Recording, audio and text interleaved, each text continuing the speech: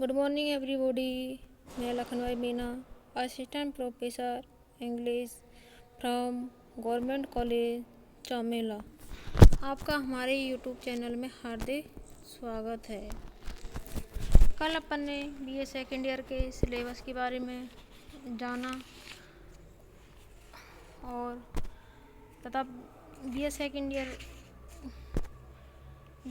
में first poetry है elegy written in a country churchyard.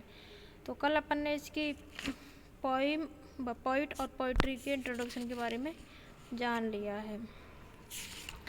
आज अपन इसकी थोड़ा सा समरी के बारे में जानेंगे, फिर इसकी टेक्स्ट के बारे में। तो देखिए, the poem focus on the ordinary village people who lie buried in the country churchyard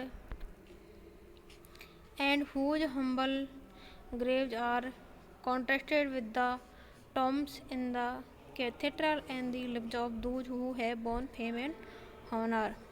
The curfew bell proclaimed the end of the day and the approach of the evening. According to the medieval regulations, fire must be put out at a fixed hour on the evening. The curfew bell serves as a warning to the villagers.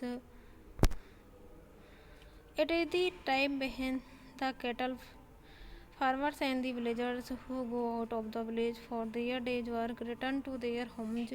The poet alone remains in the churchyard in the growing darkness of the evening. The whole atmosphere is fearfully sad, serious, and calm. The silence of the atmosphere is occasionally disturbed by the drowning flights of the beetles, the tinkling of sea waves, and hootings of owls. The poet is still standing in the churchyard. He is thinking about the poor villagers who are buried in the graves outside in the church. Their graves look like the heaps of sand. The poor villagers who are lying under these graves will remain there forever. The fresh and fragrant breeze which calm and to wake up the chirping of swallow, the shrill call of the cock, and even the horn of hunters cannot arouse them from their eternal sleep. No housewife will wait for their return, no child will run to climb upon their knees to get first kiss of affection. The poet said that when they were alive, they worked very hard in their fields. They plowed the land, drove oxen or horse, and cut down trees with the heavy strokes of their axes. The poet wants the rich and the ambitious people of cities to recognize their useful services of humanity. They are the persons who share their perspiration in the fields and grow variety of corn to feed the urban population. So no one should dare to make fun of the simple enjoyments and enjoyment of their villagers. No one should laugh at their unknown and uneventful lives. Moreover, the city dwellers and sophisticated people must realize that the end of every life, however powerful or gracious it may be, is death. There is no difference between rich and poor, high and low, no and obscure, great and small in the eye of death. Nothing can save a man from the clutches of death. In fact, death is the end of every man who is born. A man who is born must die one day, no one has any right to mock at the life of an innocent villager. The poet further said that the villagers might have great talent, many of them were geniuses enough to become great poets like Milton, or they could have raised a mighty army like Napoleon. Out, but owing to their poverty and lack of opportunity, they could not develop their ability. They were forced to lead a humble and simple life in the peaceful and solitary atmosphere of the village, away from the strife and struggle of city life.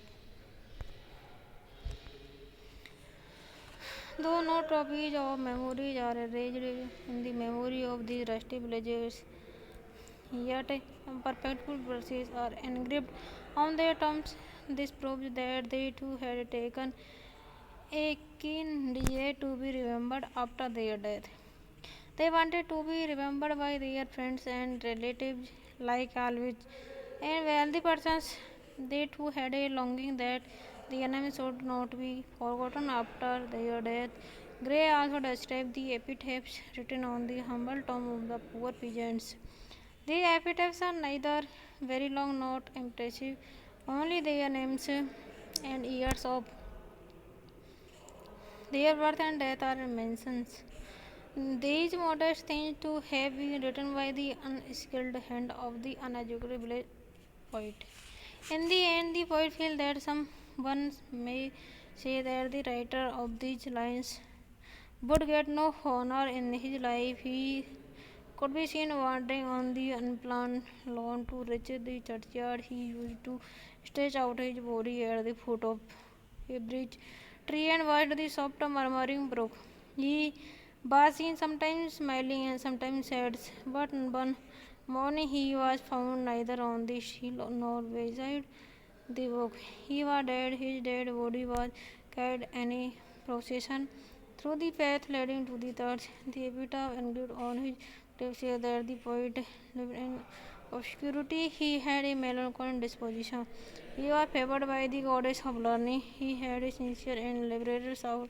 He gained a friend in God himself. Nobody should examine his merits and demerits. He has offered virgin advice to gods. Professor Jaswin comments from the point of view of poetic technique. The poem is excellent and was very received by great contemporaries, and it has retained its opportunity ever since. It is a rich in sound effects and in poetic imagery, and is laced with literary allusions.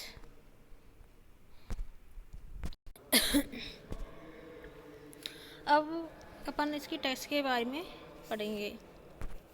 The curfew tolls, the parting day, the lowing-haired wind slowly over the Lea. The ploughman homeward plods his weary way and leaves the word to darkness and to me. यहाँ पे curfew का मतलब है in medieval Europe a bell was rung in the evening to mark the time for extinguishing all fires. The time for it was about 8 o'clock in the evening. The ringing of the bell was originally designed a signal to the people to cover fire, extinguish lights, and retire to rest. The practice was introduced by William the Conqueror towards the knell of parting day. The ringing of the curfew bells tells that the day is coming to an end and night will soon take its place. और tolls का अर्थ है यहाँ पे बजना. Nail death well किसी की मृत्यु पर बजने वाली घंटी. पार्टिंग डे का मतलब है the day which is about to close at the time आई है दी डे डाई डे मतलब विदा होता हुआ दिन, शाम का समय. लॉइंग हियर्ड का मतलब है the cattle giving out their peculiar sound, जानवरों के रंबाने से पैदा होने वाली आवाज़. विंड का अर्थ है move in zigzag course. Wind has a more poetical connotation, for it suggests a long, slowly moving line of cattle rather than closely packed herd over the Lea. Over the लिया का अर्थ है near over the मेडो, चारागाह के आसपास. The Plowman का अर्थ है द फार्मर मतलब किसान. होमबार्ड का अर्थ है घर की तरफ, towards home side. Plod is weary way का अर्थ है walk slowly with every step, थके हुए धीरे धीरे चलना. प्लॉट्स का अर्थ है walks trudgingly walked laboriously like ये टायर्ड पर्सन, थके हुए व्यक्ति की बातें धीरे धीरे कदम उठाकर चलना. वेरी वे का अर्थ है पे हियर the way is not very were the farmer has become tired as the result of his hard work in the field for the all day. This is an example of transferred epithet and leads to me का अर्थ है soon after the return of the farmers from their fields darkness follow the field poet finds himself all alone in the darkness of the night. ठीक है, अब यहाँ पर हम इसकी करेंगे explanation. The curfew tolls the knell of parting day. The low-haired wind slowly over the lea, the flowman homeward plods his weary way and leaves the world to darkness and to me. In the opening lines of the elegy written in a country churchyard, Thomas Gray beautifully describes the coming of the evening and the rural atmosphere associated with it. The lines beautifully describe an evening in the countryside. The church bell ringing in the evening indicates the end of daytime. The cattle slowly return from the pasture ground. The farmer, after working in the field for the whole day from morning to evening, gets fatigued. He walks back laboriously towards his home. The whole landscape is enveloped by darkness. The poet is the only person left in the darkness of village churchyard. मतलब elegy written in a country church, इसमें Thomas Gray ने संध्या के आगमन और इससे संबंधित ग्रामीण वातावरण का बहुत ही सुंदरता से वर्णन करता है.